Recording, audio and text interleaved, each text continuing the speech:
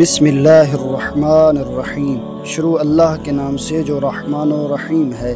روایت میں ہے کہ ایک مرتبہ قوم بنی اسرائیل قحط اور خشک سالی میں مبتلا ہوئی۔ حضرت موسیٰ علیہ السلام اپنی قوم کو ساتھ لے کر صحرا میں آئے تاکہ سب مل کر نزول باران کی دعا کریں۔ بارگاہ خداوندی میں دعا کے لیے ہاتھ اٹھائے۔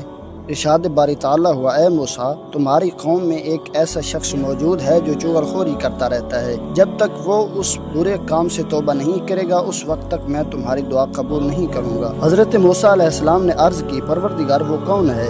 ہمیں بتا دے تاکہ ہم اسے قوم سے نکال دیں۔ ارشاد ہوا، اے موسیٰ، جس شخص کی وجہ سے تمہاری دعا قبول نہیں ہوئی اس کا گناہ چغلخوری ہے جسے میں خود پسند نہیں کرتا، پھر میں کیوں کر چغلی کھا کر اس کی پردہ دری کروں؟ لہٰذا تم لوگ سب مل کر توبہ کرو۔ بس تمام لوگوں نے توبہ کی اور اس شخص نے بھی ان کے ساتھ مل کر توبہ کی تو خداوند تعالیٰ نے باران نے رحمت نازل کی اور ان لوگوں کو قحط سالی سے نجات مل گئی۔ اگر ہماری ویڈیو اچھی لگی ہو تو چینل کو سبسکرائب کر دیں اور بیل آئیکن کے بٹن کو پریس کر لیں تاکہ ہر آنے والی نئی ویڈیو آپ تک پہنچتی رہے۔ شکریہ۔